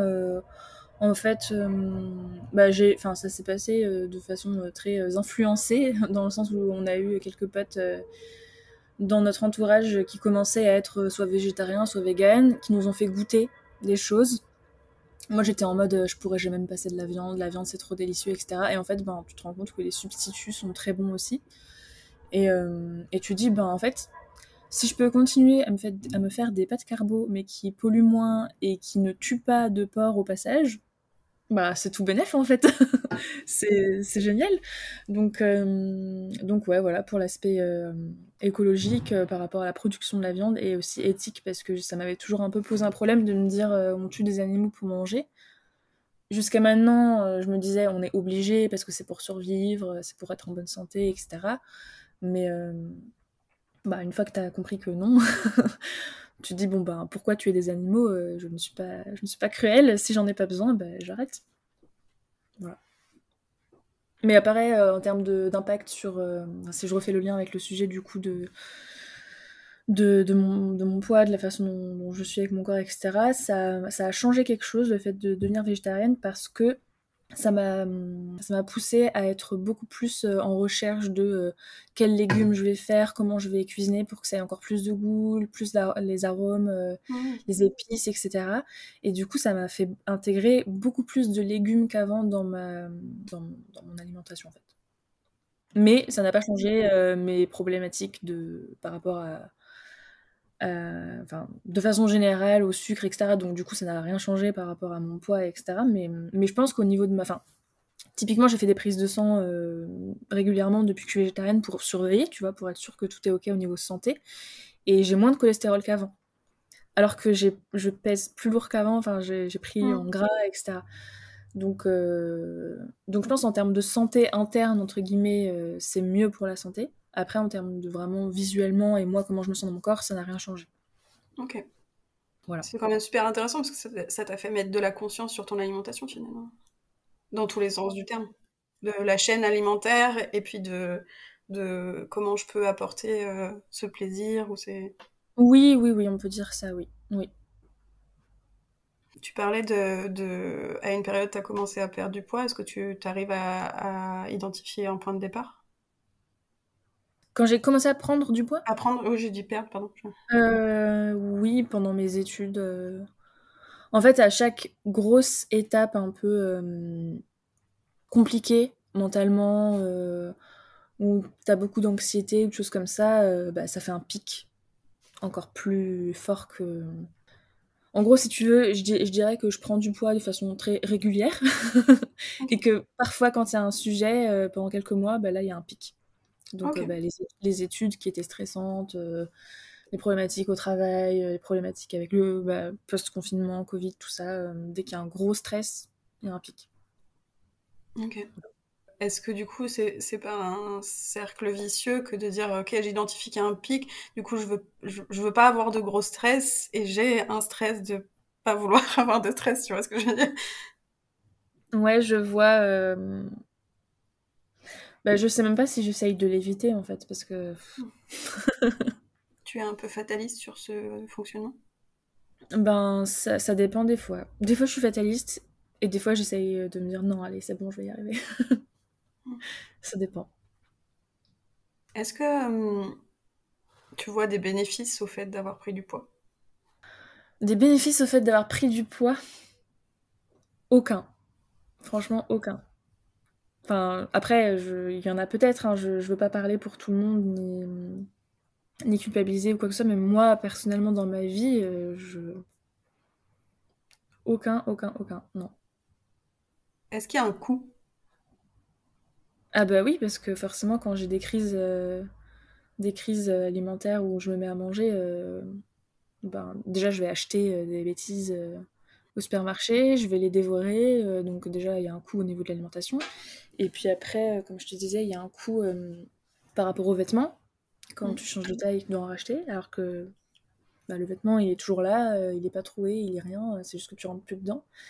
Et bah, typiquement, comme je vais voir une psy, ça coûte super cher, donc c'est un coût là aussi. Et ouais. Après, le sport, je l'inclus pas dedans parce que dans tous les cas, je pense que c'est bien de faire du sport. Enfin, c'est pas forcément corrélé et je pense qu'il faudrait que je fasse du sport quoi qu'il arrive, même si j'étais physiquement comme je m'appréciais, quoi. Donc ouais, je dirais qu'il y a ces 3 trucs-là, l'alimentation, les vêtements et la psy. Donc c'est un coût. Il y a peut-être un coût énergétique aussi, quand on parlait de charge mentale, que ça prenait beaucoup de place. Ah oui, oui, tu parlais pas forcément que financier? Ouais, Oui, pour le oui, bah coup. après oui, forcément, la charge mentale, ça c'est vraiment la chose la plus présente. C'est tout le temps, quoi. Tout le temps, tout le temps, tout le temps. Est-ce qu'il y a des moments où ça a pris moins de place? Bonne question. Mmh. Bah, les moments où j'arrive à mincir ou alors où j'arrive à me stabiliser. Du coup, ça prend moins de place parce que je suis plus satisfaite. Je réfléchis, hein. J'essaye de me repenser ces dernières années, moi. Mais je pense que non, en fait. Enfin, ça diminue peut-être un peu parfois quand t'es en vacances, mais encore, tu vois, pas sûr. Hmm, donc je pense pas. À part quand j'arrive à mincir ou à me stabiliser, où du coup, comme je suis un peu plus satisfaite, je me dis, ah bah ça y est, je suis un peu plus fière de moi, entre guillemets, quoi. Mais non, sinon, je pense pas, non. Qu'il y ait des moments où j'y pense moins, où ça me fait une moins bonne charge, une charge moins forte. Est-ce que tu as une sorte de grille d'évaluation, du coup, des indicateurs où tu te dis, ok, là, il y a la satisfaction et là, il n'y a pas. Tu vois, il y a l'échelle qu'on a dans les questionnaires, 0, pas satisfait du tout, 10, très satisfait. Bah, le seul échelle que j'ai, c'est la balance. Le seul, Mm. parce que visuellement, moi, j'ai beaucoup de mal à me comparer et à dire est-ce que je suis plus mince de 2 kilos ou plus grosse de 2 kilos? Tu vois, ça, j'arrive pas. Mm. Je vois pas visuellement. Il y a que quand je vois les photos d'avant, par exemple, tu vois, où j'arrive vraiment à me dire ah ouais, il y a une énorme différence. Je sais juste que je suis pas satisfaite de ce que je vois, mais est-ce que j'ai minci ou pas depuis un mois? Ça, j'en sais rien si je me pèse pas, en fait. Donc il y a que la balance qui me permet d'être un indicateur de est-ce que j'ai minci ou pas. Est-ce que du coup, la vision que tu as de toi, elle a toujours été corrélée à ce niveau de satisfaction et donc de poids? Et ça veut dire que plus tu prends de poids, plus il y a un niveau d'insatisfaction important et un mal-être dans le fait de vivre les choses de cette manière-là? Alors, est-ce que c'est corrélé? Oui, peut-être pas à 100%. Enfin, il y a d'autres choses, tu vois, qui me font me rendre fière ou au contraire pas fière de ce que je fais ou quoi. Donc il y a Lesquels? d'autres actions, bah, je sais pas, dans la vie personnelle, dans la relation avec tes proches, au boulot, enfin, il y a plein de choses qui peuvent te rendre fière ou pas, tu vois, selon les situations. Donc je dirais que c'est pas 100% corrélé, parce qu'il y a des fois où j'ai été fière de moi et c'était pas lié au poids, et des fois où je suis pas fière de moi et c'est pas lié au poids non plus. Mais de façon générale, c'est quand même lié, je pense. Enfin, c'est peut-être pas proportionnel, voilà, on va dire ça. C'est peut-être, enfin, tu vois, si c'est dans, enfin, j'en sais rien en fait. Je réfléchis en fait quand j'étais mince, j'étais pas non plus bien dans ma peau, donc c'est corrélé, mais c'est bizarrement corrélé, on va dire. Hmm. Et donc c'est un argument de plus pour, pour ne pas être satisfait, mais en même temps, même quand c'était pas un critère d'évaluation, en tout cas, c'était déjà... En fait, je dirais que mon corps, ça a toujours été un critère d'évaluation parce que même quand j'étais mince, donc c'était bah, la sortie, enfin puberté et sortie de la puberté, j'étais mince et je me trouvais maigre et genre j'avais pas de forme. Et du coup, ce que j'ai Hmm. fait quand j'étais au lycée, c'est que je mangeais énormément pour avoir les mêmes formes que mes copines. Ok. Mais je voulais des formes, mais bien placées, tu vois. Ça, mon corps, il a pas compris que c'était pas sur mon ventre que je voulais les formes. Hmm. Mais donc, en fait, j'ai jamais eu vraiment de moment où j'étais satisfaite de mon corps et donc satisfaite et donc contente de ma vie, contente, enfin, tu vois. J'ai jamais connu ce moment de grâce Hmm. où tu es en mode ah, je suis bien dans mes baskets. Est-ce que cette vision que tu as de toi, il a un impact, elle, un impact sur d'autres sphères de ta vie? La façon dont moi je me perçois, est-ce que ça a Ouais. un impact sur, ben, ça a un impact dans ma relation avec les personnes qui me sont les plus proches. Dans quel sens? Comment ça se manifeste? Bah, dans le sens que, comme c'est un sujet sur lequel je suis, à vif, sur la défensive et cetera, bah, dès que je vais avoir une remarque, qui peut être anodine, tu vois, de la part de la personne, ben, moi je vais le prendre très mal ou je vais être très, sur la défensive, je vais: «Pourquoi tu me dis ça? Nin enfin, voilà. Ça peut polluer, je pense, quand tu pas une relation apaisée, enfin, quand t'es pas en paix avec quelque chose, forcément si quelqu'un met le doigt dessus, ben, ça vient polluer ta relation. Donc, moi je dirais que ça a un impact sur ça, ouais. Est-ce que ça a un impact sur ta vie professionnelle, par exemple? Je pense pas. Je l'ai pas identifié en tout cas. Je pense pas. Mm. Enfin, pas un impact direct en tout cas, parce qu'après, comme je te disais, quand je suis au boulot, que d'un seul coup j'ai une fringale en plein milieu de l'après-midi, enfin tu vois, il y a des choses, Mmh. parce que ma vie professionnelle fait partie de ma vie, mais concrètement que lié à ma vie professionnelle, je pense pas que ça ait un impact. Non. Est-ce que tu considères que tu as de la valeur? Mhm. Elle est horrible cette question. Alors, j'ai de la valeur aux yeux de mes proches, je le sais. Est-ce que tu la reconnais, cette valeur-là? Moi j'ai du mal. Ouais.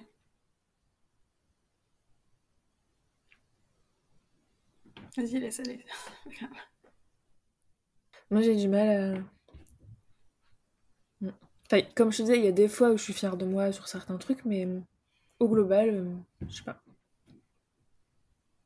Si j'aborde la question de, de l'angle professionnel sur ça, c'est que je pense qu'on ne mesure pas à quel point l'image qu'on a de soi, elle peut influer justement notamment sur cette sphère, mais sur bien d'autres. Et sur cette sphère, c'est souvent corrélé justement à la valeur qu'on s'accorde. Et ça peut être le fait d'oser prendre un poste qui soit à responsabilité parce qu'on considère que nos compétences ont de la valeur et sont valorisables dans le sens être payé pour et à sa juste valeur. Ça peut être le fait de considérer que nos idées ont un intérêt dans le cadre d'un travail en équipe, par exemple. Ça peut être sur le fait de, de demander une augmentation. Après, tout dépend dans quel métier on est, si on travaille solo ou si on est entrepreneur, si on est salarié, etc. Ça prend des formes différentes. Mais c'est intéressant de voir sous le prisme du rapport au corps à quel point ça peut aussi impacter d'autres sphères qui nous semblent complètement à côté et qui n'ont rien à voir. Ok, je vois ce que tu veux dire. Alors du coup, pour moi, il y a deux choses, parce que j'ai eu une partie de ma vie professionnelle qui était en salariat, et une partie de ma vie professionnelle, encore aujourd'hui, ou qui est entrepreneur. Du coup, il y a deux choses différentes. Sur la partie salariat, pour le coup, j'ai vraiment fait une grosse différence entre dans ma vie privée, comment moi je me considère, toutes mes problématiques personnelles, etc. Et ce que je montre au travail. Donc typiquement quand tu parles de demander une promotion, etc., ça j'étais hyper à l'aise. Au contraire, en fait, j'ai l'impression un peu d'être une autre personne et je suis limite plus fière de moi. Enfin, en tout cas, quand j'étais salariée, j'étais plus fière de moi dans le monde du travail parce que, ben, justement, tu montres tes compétences, tu montres un petit peu ton intellect, enfin, ce genre de choses. Et pour moi, c'est pas censé être corrélé avec ton apparence. Donc ça m'a pas gênée, ça m'a pas perturbée plus que ça quand j'étais dans le salariat. Et à un moment, dans une entreprise où j'étais, j'ai eu un gros souci avec des managers. Enfin bref, ça s'est très mal passé. J'étais pas du tout sûre de moi, sûre de ma valeur. J'avais l'impression d'être nulle. Et j'étais beaucoup plus mince que ce que j'étais dans une autre entreprise ensuite où bah, j'osais demander une promotion, je prenais les rênes sur tel et tel projet, etc. Donc en fait là, c'était vraiment décorrélé. Par contre, je dirais que dans la partie entrepreneuriat, j'ai plus peur du jugement, du regard par rapport aux potentiels clients et clientes. De se dire, je sais pas, elle se laisse aller, du coup, ça va pas être la bonne prestataire. Enfin, tu vois, enfin, c'est un peu bête, hein, mais c'est plus présent maintenant que je suis entrepreneur sur cet aspect-là que quand j'étais salariée.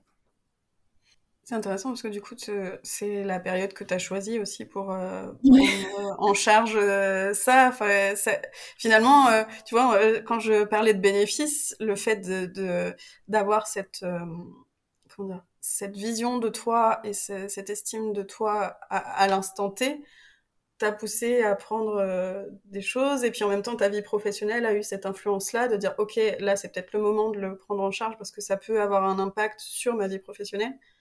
Mmh. Bah oui, complètement. C'est vrai qu'il y a aussi l'aspect. Enfin, je pense que dans tous les cas, même si j'avais continué dans le salariat, je m'étais dit qu'il fallait que j'aille voir un ou une psy à un moment. Mhm. Mais disons que le fait que je me suis lancée dans l'entrepreneuriat, je me suis dit forcément être bien dans mes baskets, ça peut être que un plus pour la réussite de mon business. Mais après, j'ai pas fait tout ce travail-là pour cette raison-là. Et je l'avais entamé même moi psychologiquement Mhm. avant même de me lancer dans l'entrepreneuriat. Donc disons que c'est une petite raison supplémentaire, mais c'est Mhm. pas le truc qui m'a poussé à vouloir travailler sur tout ça. Comment tu vois du coup ce qui t'a permis de vraiment différencier la part professionnelle où tu dis j'avais confiance en moi, comment ça s'est entretenu cette confiance, comment t'as pu séparer ces deux visions toi? Je pense que... enfin, je vais essayer d'être claire. Faut que je rassemble mes idées. Je pense que la confiance que j'ai en mon travail est différente de la confiance que j'ai en moi-même. Et ça, c'est deux choses différentes. Mhm. Tu vois, je peux être la fille la plus moche du monde, je pourrais être la fille la plus méchante du monde. Ça changera pas le fait que est-ce que ce fichier Excel il est correct ou pas correct. Enfin, tu vois, Mhm. c'est très décorrélé pour moi dans mon esprit. Ok. Et donc la confiance en moi enfin, j'ai pas du tout une bonne confiance en moi, j'ai pas un bon rapport avec moi, etc. Mais ça change rien au fait que tel ou tel projet, je vais le réussir ou pas, et tel ou tel fichier, enfin, je dis n'importe quoi, mais enfin, professionnellement parlant, ça va pas impacter normalement mes capacités professionnelles. Sauf que il y a un truc qui rentre dans la matrice, c'est la façon dont les autres me perçoivent. Et en fait, si les autres au travail me perçoivent comme pas compétente, là c'est terminé en fait, je vais plus réussir à rien faire. Et c'est un peu ce qui s'est passé dans l'une de mes expériences justement où j'étais pas bien, c'est que ben il a commencé à avoir l'idée que j'étais pas compétente. Et à partir de ce moment-là, bah, c'est ensuite des mois et des mois où j'étais peut-être de moins en moins compétente parce que moi, bah, j'ai l'impression de faire de la merde. Mes managers ou mes équipes avaient l'impression que je faisais de la merde. Et du coup, c'était un peu un cercle vicieux. Et à l'inverse, dans d'autres expériences où j'étais soutenue par les personnes qui étaient dans mon équipe ou mes managers, on n'arrêtait pas de me dire que ça, tel ou tel truc, c'était super bien, que j'avais réussi tel ou tel truc, etc. L'accent était mis sur le positif et du coup, bah, j'avais l'impression d'être encore meilleure à chaque fois. Il y a un noyau de je me valide moi-même en termes de compétences, et puis il y a comment est-ce que ça tire vers une descente d'estime de soi si on me valide en plus de l'extérieur. Il y a quand même ce noyau de je suis compétente par défaut, entre guillemets. J'ai l'impression d'être compétente, mais en fait, je pense que c'est une certitude qui peut vite être balayée par quelqu'un d'autre, en fait. Mm. Si je suis toute seule, je vais me dire, bon, ok, ça va, je suis compétente, mais je vais avoir tendance à peut-être croire ce que quelqu'un d'autre va me dire. Si quelqu'un vient et me dit, ouais, ce que tu fais, c'est super, alors que c'est de la merde, bah, peut-être que je vais me dire, bah ouais, il a raison, c'est super. Alors que même moi, je me serais dit, non, en fait, c'est nul ce que je fais. Et vice-versa, si quelqu'un me dit, c'est nul ce que tu fais, alors que moi, j'aurais pensé que c'était bien, mais je vais plus avoir tendance à le croire lui ou elle, peut-être. Est-ce qu'aujourd'hui, tu t'entoures de personnes qui seront plus soutenants sur le fait de valider ce que tu fais? Ou est-ce que ça t'arrive encore d'être confronté à non, ce que tu fais, c'est pas terrible? Bah, aujourd'hui, c'est différent dans le sens où dans l'entrepreneuriat, t'es un peu seul. Donc j'essaye de m'entourer parce que déjà socialement, je trouve ça bien d'avoir des gens avec qui s'entourer, donc coworking, réseau d'entrepreneurs, etc. Et c'est vrai que dès que je reçois, dès que je partage un truc dans mon travail, que je sais pas moi, un site web, un machin, et qu'il y a des gens qui me disent ah trop bien, c'est super, nanana, forcément ça me booste. Et dès que j'ai une critique constructive, même si c'est ça qu'il faut pour progresser, ça va quand même toucher quelque chose, tu vois, intérieurement, de ah de toute façon ce que je fais c'est de la merde, je vais laisser tomber, ça sert à rien. Est-ce que tu le gères ça? Est-ce que tu essayes d'agir sur cette manière d'appréhender les choses ou tu reçois, ça met le temps de la digestion et puis tu repars sur autre chose? Je pense que c'est plutôt cette deuxième option que tu dis. Il me faut le temps de le digérer et après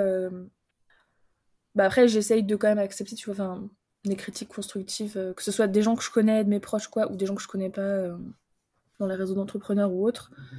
Quand c'est bienveillant et constructif, c'est qu'il y a quand même quelque chose, tu vois, à creuser, quelque chose d'intéressant. Après, tu le prends ou tu le prends pas, mais c'est quand même bien de se noter la remarque et.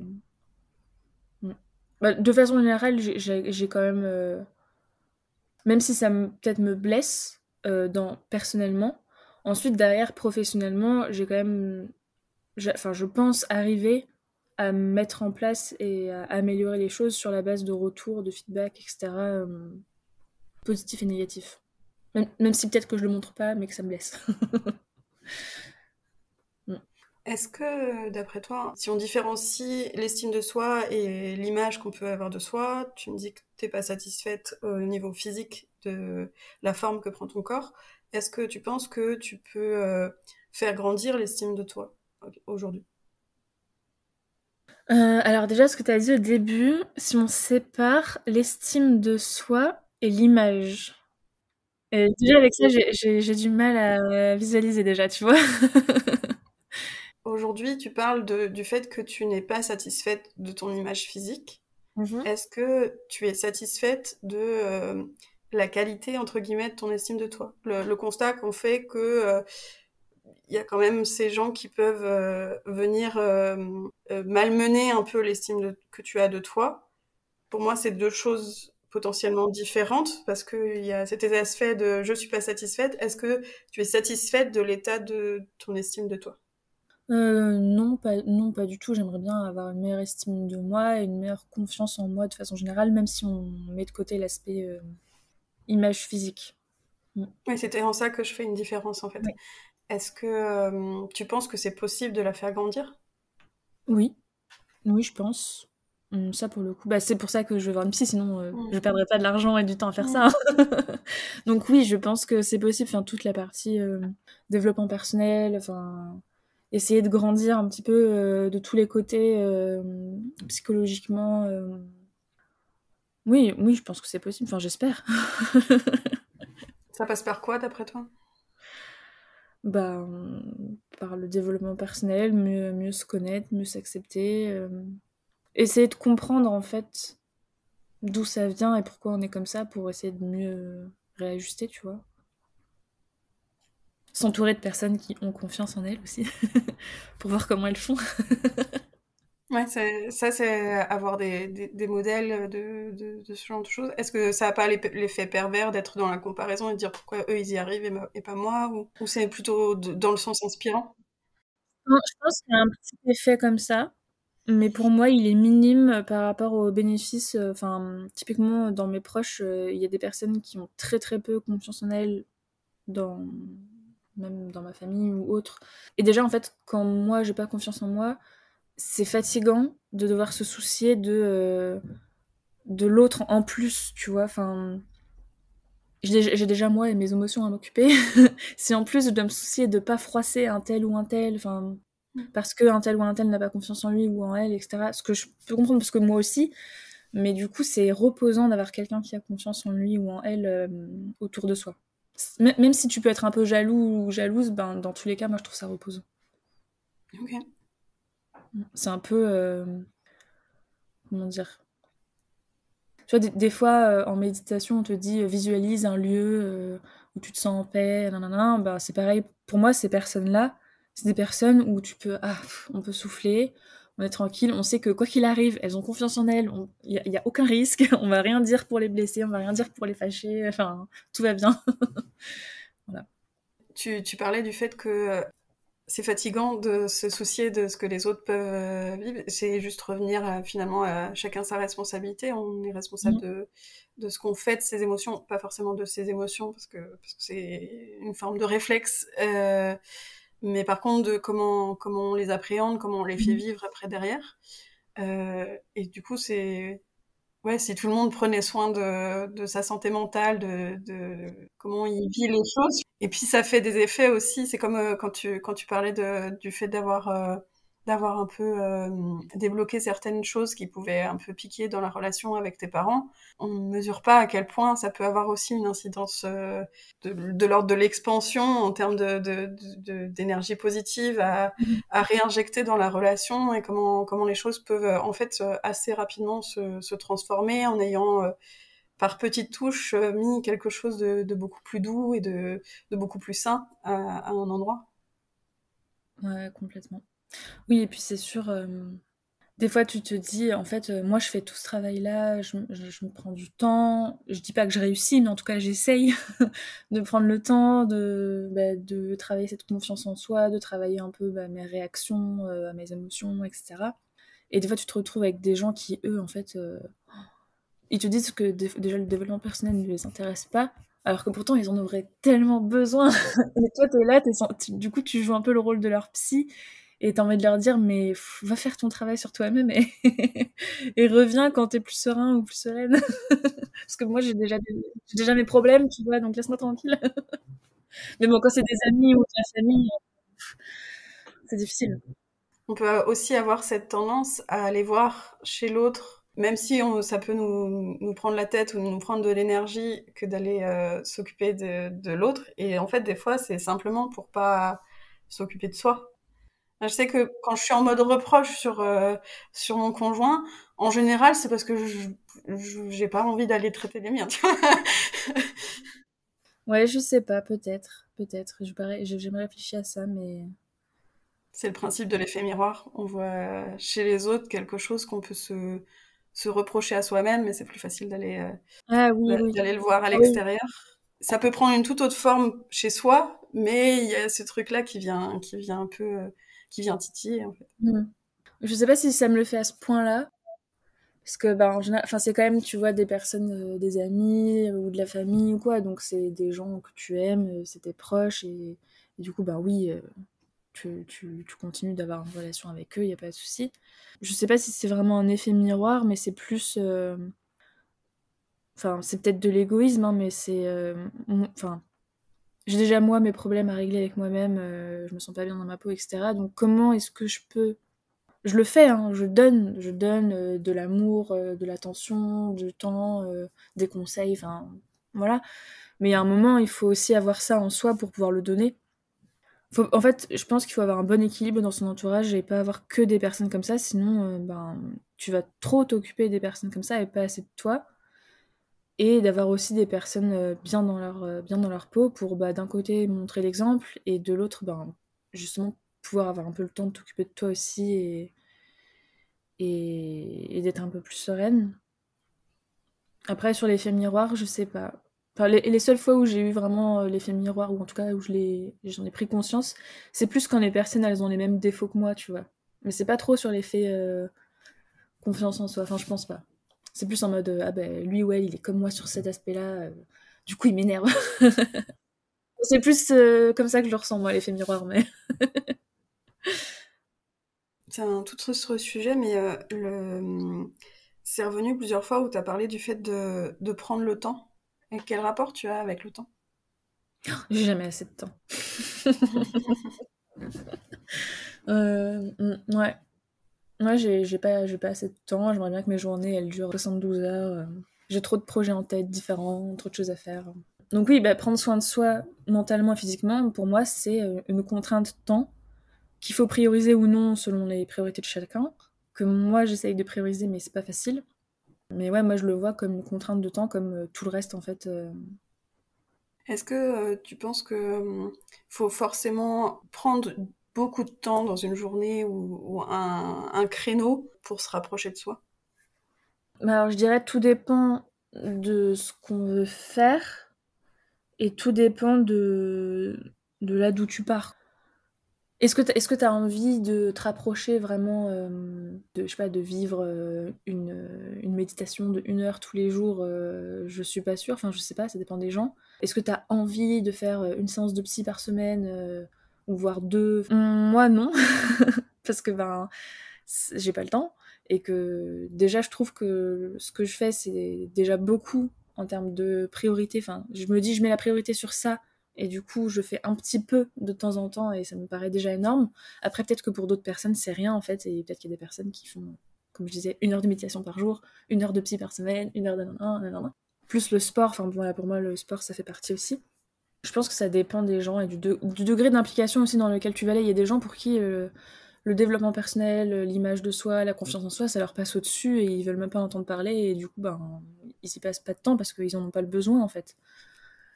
Donc ça dépend. Après, moi j'essaye de faire des fois, ben tu vois, prendre du temps pour moi, même 5 minutes, faire une salutation au soleil parce que j'aime bien ça. Faire des petites activités qui vont justement me rapprocher de moi-même, même si ça prend pas longtemps. Et de me dire ah bah ça, si je fais ça, ça veut dire que je prends soin de moi, ça veut dire que j'ai pris du temps pour moi, ok, c'est bon. Même si ça dure pas longtemps. Du coup, tu as répondu à ma question. Il n'y a pas forcément besoin de prendre des gros créneaux, 1 heure de Mm. méditation ou quelque chose comme ça. Moi, perso, j'en suis pas capable. Déjà, au bout de 15 minutes, j'ai envie de me barrer, donc... Moi, c'est pas ma vision du truc. Après, il y a peut-être des personnes, oui, mais dans ma vie, en tout cas, déjà, c'est pas possible. Et c'est pas, de toute façon, même si j'ai c'est pas possible en l'état dans nos vies, en tout cas dans la mienne surchargée. Et de toute façon, même si j'avais le temps, je suis pas sûre que j'aurais envie. Donc bon, Hmm. d'y passer autant de temps. Qu'est-ce qui te gêne dans le fait de potentiellement le faire? De passer 1 heure de méditation par jour? De faire plus de peut-être 5 minutes de quelque chose qui te... Tu vois, tu disais, j'aurais pas forcément envie d'en faire plus. Alors, si j'avais beaucoup de temps devant moi, j'aurais envie d'en faire un peu plus, mais après, je lui consacrerai pas mes journées, quoi. Parce que, ben, Hmm. en fait, tu vois, si je vais passer une journée vraiment à prendre que soin de moi, bah, la journée, elle est pas réussie, entre guillemets, elle est pas remplie, parce que la vie, c'est pas que ça, tu vois, c'est pas juste être entre soi, enfin, entre toi et toi-même, et juste essayer de faire du développement personnel, etc. Pour moi, il y a d'autres choses. Enfin, faut être avec les autres aussi. Enfin, faut avoir des activités, faut faire des choses dans ta vie. Donc, Dans une journée, tu dois avoir tout ça? Un peu de toi, un peu des autres, un peu de professionnel. Une journée réussie, c'est une journée où il y a tout ça? ouais, bah oui, pour moi, une bonne journée, c'est une journée équilibrée, ouais. Oui, parce qu'en fait, une journée où je vais me dire, par exemple, aujourd'hui, je vais faire que du sport. Ou aujourd'hui, je vais travailler à fond sur tel projet. Ou alors aujourd'hui, je vais être que à prendre soin de moi. Ben, je vais culpabiliser parce qu'il y aura l'un des autres aspects que j'aurais pas fait. Du coup, pour moi, ouais, une bonne journée bien équilibrée, c'est une journée où il y a un peu de tout, tu vois. Ok. Tu commences ta journée par la méditation, ensuite tu fais du sport, ensuite tu travailles, ensuite tu vas avoir des amis, ensuite... voilà. La notion de réussite est venue plusieurs fois dans le discours. Comment tu définirais la réussite pour toi? Mhm. La réussite, déjà, pour moi, c'est pas que professionnel. Je sais pas si c'est le cas pour d'autres, mais en tout cas, pour moi, pas du tout. Tu en as parlé aussi sur le fait de réussir à avoir de l'estime pour soi ou réussir Ouais, à avoir le corps que tu veux. ouais. Ben, pour moi, réussir, bah, déjà, c'est atteindre un objectif, si on est très terre à terre. Et si on est un peu moins terre à terre, quand tu réussis quelque chose, c'est que t'es content de quelque chose, enfin, t'es satisfait, t'es bon, bah, ok, t'as atteint un certain niveau d'accomplissement sur donc un sujet ou un autre, t'es satisfait, quoi, t'es en paix, t'es bien. La réussite, c'est la satisfaction, c'est ça? Mmh, ouais, c'est. On revient à cette En notion fait, un pour peu. moi, ouais, c'est atteindre un niveau, tu vois, suffisant pour toi dans un domaine ou dans un autre. Enfin, tu vois, si je prends par exemple un niveau de sport, bah, si tu réussis à faire une course de X kilomètres, bah, si tu l'as fait, t'as réussi, t'es content, tu vois, t'as atteint ce que tu voulais atteindre. Si je réussis à peser X kilos, à perdre X kilos d'ici l'année prochaine, tu vois, pour moi, t'as un objectif. Hein. Si t'arrives à atteindre cet objectif-là, t'es satisfait. Est-ce que, par exemple, quelqu'un qui fait une course super dure, qui la finit pas, pour toi, il peut pas considérer que c'est une réussite? Mmh, bah, ça dépend. Sur le papier, j'aurais tendance à dire que non, parce que réussite, pour moi, il y a un accomplissement. Après, est-ce que pour cette personne, l'accomplissement, c'était déjà de commencer cette course, ou est-ce que pour elle, l'accomplissement, c'était de la terminer? Et ça dépend de chacun. Mm. Moi, j'ai pas tendance à me mettre des objectifs ultra inatteignables. Enfin, tu vois, une fois, j'ai fait une course, c'était 5 kilomètres, et pour moi, c'était waouh! Et je l'ai terminé et j'étais contente. Après, je l'ai terminé dans un record de temps exécrable, mais ça, je m'étais pas mis ça comme objectif. Donc, du coup, Mm. pour moi, c'était réussi sur mes critères à moi. Est-ce que, quand tu te fixes des objectifs, en cours de route, si bah, il y a des imprévus, c'est une forme d'échec? Je sais pas si Mhm. tu utilises ce mot-là, on n'en a pas parlé. C'est quoi l'inverse du coup de la réussite? Est-ce que ouais, j'ai posé un mot, mais c'était peut-être pas Ouais, celui que tu avais. ok. Alors, je vois ce que tu veux dire. Ce que je vois pas, c'est ma réponse. Est-ce que les imprévus... Tu vois, si l'objectif que tu t'es posé, tu as essayé qu'il soit le plus réaliste possible, mais potentiellement il était pas, enfin, ça s'est pas mis. Il n'y a pas réussite si l'objectif il s'est transformé en cours de route. Alors, en fait, ça dépend comment je perçois les obstacles. Si je les perçois... franchement, ça dépend des situations. Il y a des fois où je vais considérer ah c'est terrible, j'ai pas réussi ce que je voulais, je vais me lamenter pendant des semaines. Et puis il y a des fois où je vais me dire ah bah c'est la vie qui veut ça, ah bah ça va changer, puis voilà, et puis c'est un mal pour un bien. En fait, ça dépend vraiment des situations. Il n'y a pas de règle, je pense, chez moi en tout cas. Parfois, il y a des non-réussites que sur le moment on a du mal à avoir, et puis en fait après on a vu qu'il y avait d'autres opportunités qui s'étaient ouvertes, et que si on avait été au bout de la réussite finalement, de l'objectif qu'on s'était fixé, peut-être qu'on n'aurait pas obtenu la même chose. Oui, bah ça en fait, il y a 2 niveaux je pense parce que le niveau intellectuel, j'arrive très bien à me dire ce genre de choses, tu vois? «Ah ben, il s'est passé ça dans ma vie, ah ben, tel truc j'ai pas réussi» entre guillemets, du coup, ben, après j'ai fait ça, ça, ça et ça. Intellectuellement, il y a pas de souci et après c'est plus des fois t'as quand même intérieurement peut-être un petit pincement ou un petit regret, tu vois? Un petit truc qui dit: «Ouais, mais si j'avais réussi», tu vois? Mais il est pas très présent, en général. En général, j'arrive quand même à me faire une raison, à me dire bon ben, certes j'ai pas fait ça, mais par contre ça m'a apporté ça, ça, ça, et du coup bah, j'en suis là maintenant pour telle et telle raison. Donc ça va. Je digère bien l'échec, je pense. En tout cas les échecs que j'ai eu jusqu'à maintenant. Après, je sais pas pour les prochains, mais. Si on devait résumer un peu tout ce qu'on a abordé, pour toi, ça ressemblerait à quoi d'avoir un rapport à ton corps qui est apaisé? Alors la première image qui me vient à l'esprit, c'est me déshabiller sur la plage sans penser à rentrer mon ventre, à rentrer ci, nanana. Mhm. En fait, ce serait faire les choses sans réfléchir à mon corps. Être libre, en fait, sans avoir ces pensées obsédantes de on va voir mon bidou qui dépasse, on va voir si, enfin, le regard des autres, qu'est-ce qu'ils vont penser, qu'est-ce que moi je vais penser, nanana, ah, je vais pas réussir à faire telle ou telle chose parce que j'ai trop grossi. Plus avoir ces pensées-là, en fait, juste libérer des pensées, juste être apaisé et basta. Que ce soit plus un sujet. C'est ça, en fait, que ce soit plus un sujet, ouais. Juste, c'est un corps et il est bien et voilà. Est-ce que tu penses que c'est possible? Franchement, ça dépend des fois. Il y a des fois où je me dis que oui, c'est possible. Et puis il y a des fois où je me dis, c'est possible, je vais y arriver, mais dès que je vais réussir, je vais avoir une grossesse et du coup, ça va tout refoutre en l'air. Et puis il y a des fois où je me dis que je vais jamais y arriver.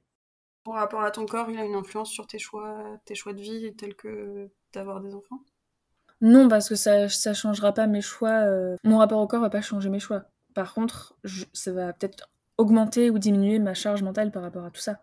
Des fois, je me dis, si jamais j'ai envie d'avoir un enfant, à quoi bon faire tous ces efforts pour avoir des abdos si au bout de 9 mois de grossesse, tu perds tes abdos? Tu vois ce que je veux dire? Enfin, j'y connais rien parce que j'ai pas encore eu d'enfant et tout ça, je sais pas comment ça se passe, mais ça pour dire qu'il y a des fois où je me dis je vais y arriver à avoir le corps que je veux, des fois où je me dis je pars de trop loin, c'est mort, et puis des fois c'est un peu entre les deux. C'est aussi pour ça que j'ai appelé le podcast Tout en nuances. C'est parce que je suis d'accord avec toi sur le fait que c'est pas linéaire, en fait.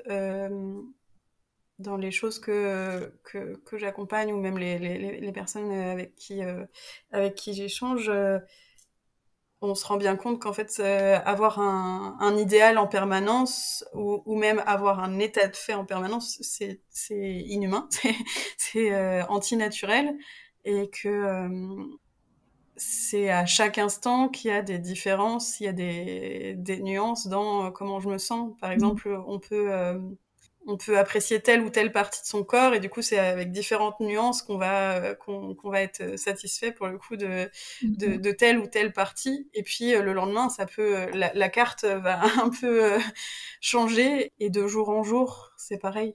Après c'est aussi d'être ok avec les jours où c'est pas le cas, d'être doux avec soi quand c'est pas le cas. Ouais. Moi de mon point de vue c'est aussi intéressant, c'est aussi précieux d'être doux avec soi quand on y arrive, et puis en même temps d'être doux avec soi quand on n'y arrive pas. Moi, c'est dur cette partie-là. Même si le truc, tu vois, plein de jugements, il est là, c'est de petit à petit réussir à installer quelque chose de doux qui vient un peu en automatique derrière, quand bien même le truc jugeant, il est là. Parce que ça, tu peux pas vraiment l'enlever. Enfin, je pense que il y aura toujours un fond, une part de toi qui est jugeante avec toi ou les autres qui sont jugeants avec toi. Pour autant, il y a quelque chose de doux qui peut s'installer derrière. Ouais. Et l'un n'empêche pas l'autre, en fait. Qu'est-ce que tu retires de la conversation qu'on a eue aujourd'hui? Ah bah, plein de choses. Déjà, il va falloir que je fasse le tri dans mes idées, dans tout ce qu'on s'est dit. Brasser un peu des choses. On a abordé plein de choses intéressantes, ouais, et donc là, ouais, ça fait un petit moment qu'on parle, il va falloir que je me repose un petit peu, tu vois. Pareil, comme quand je sors de la psy, je me repose un peu, je me renote un peu ce qu'on s'est dit, et je vais peut-être trouver des choses qui me donnent envie de travailler, tu vois. Bah, typiquement, ce qu'on a échangé sur les émotions très fortes, dans le positif comme dans le négatif, tu sais, où je te disais, bah, je me suis pas trop posé la question, bah, peut-être ça peut être une piste, ou pas, enfin, à voir. La question de ma valeur, qui a bien appuyé là où ça fait mal, donc ça veut dire quelque chose là aussi, donc c'est intéressant. Je pense que je vais essayer d'en retirer quelque chose petit à petit. Et puis, si ça se trouve, quand tu sortiras l'épisode, je pourrais me le garder bien au chaud et me le réécouter dans 1 an, 2 ans, voir si ça a changé quelque chose ou pas. C'est ça, c'est un peu le but aussi, oui, et effectivement, du podcast, c'est que je rappelle que c'est une photo à un instant T de comment ton monde il se constitue. Et du coup, nous, on va dans cette conversation explorer un peu ces facettes-là. Mais en même temps, on peut revenir la semaine prochaine et potentiellement ça aura bougé. Il n'y a pas de jugement à poser sur ce qui est à l'instant T parce que tu fais tous les jours et moi aussi dans ma manière de guider les choses avec ce que je suis, avec mon énergie du jour, mon humeur du jour, ma forme physique et mentale du jour et aussi avec le savoir qu'on a de soi, de comment on s'appréhende, etc. Et donc demain, ça aura forcément évolué, donc c'est d'être indulgente avec soi. Et c'est aussi le format fait que l'épisode il va paraître à un instant T, mais c'est loin par rapport à celui où on l'enregistre aujourd'hui, Ouais. selon comment j'organise les épisodes. Et je pense qu'il n'y aura pas de hasard sur le moment où il va apparaître et où il sera entendu. Il y a forcément du chemin qui fait. Ce sera intéressant. Une capsule temporelle. Oui, et puis même, je pense que d'une saison à l'autre, il y aura éventuellement d'autres photos tu vois, des mêmes personnes, et puis réinterroger, voir ce qui a changé pour eux, comment ils envisagent les choses avec du recul de quelques mois, quelques années. On verra comment le podcast perdure, mais c'est un exercice intéressant, rien que pour ça, de ne pas juger sur sa voix, là, on n'est pas filmé, mais voilà, ne pas juger sa voix. Je te remercie en tout cas de ta confiance, du fait d'être venu jusqu'ici, d'avoir pris le temps, tu as pris du temps pour toi. Tu as pris du temps pour prendre soin de cette relation à toi, de le partager aux autres. Et voilà, tous ces éléments, je t'en remercie grandement, c'est précieux. Merci aussi à toi de donner cette opportunité-là. Et j'espère que de ton côté, quand tu entends des gens comme ça raconter un petit peu les problématiques qu'ils ont, que c'est pas trop dur à entendre aussi, parce que je pense que ça doit demander de l'énergie aussi, enfin mentalement, quoi, de recevoir ce genre d'émotions et de choses. Donc j'ai hâte de voir comment va évoluer ton podcast et d'écouter aussi le parcours d'autres personnes. Je pense que ça pourra m'aider aussi. Ça, je vis bien les choses. Moi, mon rôle, il est d'être présente. Si je comprends, c'est bien, mais je sais que ça va au bon endroit sur ceux qui vont entendre. Et mon rôle, il est que vous passiez un bon moment en tant qu'invité, et que ce soit le plus confortable possible, parce que c'est pas un exercice simple, j'en ai bien conscience. Je suis admirative du fait de faire cet exercice-là. Je me le suis, entre guillemets, auto-imposé dans l'épisode 0, parce que je pense que c'est important d'incarner ce que j'ai envie de proposer, et que de pas avoir cette dissonance là dans ce que je montre, et puis la fenêtre que j'ouvre par rapport aux autres, j'ai envie de l'ouvrir de la même façon, et donc ouais, c'est comme ça que j'ai envie de fonctionner, et je trouve pas ça lourd de recevoir vos histoires. Il y a pas de jugement, il y a pas de je repars pas avec, ça reste votre histoire, et je me sens juste privilégiée de pouvoir l'écouter, et puis en plus de pouvoir la partager, parce que j'ai cette conscience de la valeur, pour le coup, de vos propos et de ton histoire. Merci. Merci beaucoup à toi. Voilà, j'espère que l'épisode vous a plu. Je remercie chaleureusement mon invité pour ce bel échange et pour sa confiance. Et merci à vous pour votre écoute. Si vous avez apprécié, n'hésitez pas à le partager autour de vous et à me faire des retours en commentaire ou sur les réseaux. Et si vous souhaitez vous aussi que l'on chemine ensemble, à travers le podcast ou à travers mes accompagnements, je vous invite à m'écrire par le canal qui vous sera le plus confortable dans les liens proposés en description. Je me ferai une joie de venir à votre rencontre. Merci également à Lionel Onteniente pour avoir créé tout spécialement la musique de ce podcast. Le prochain épisode sera diffusé dans 2 semaines. D'ici là, prenez soin de vous. À tout bientôt.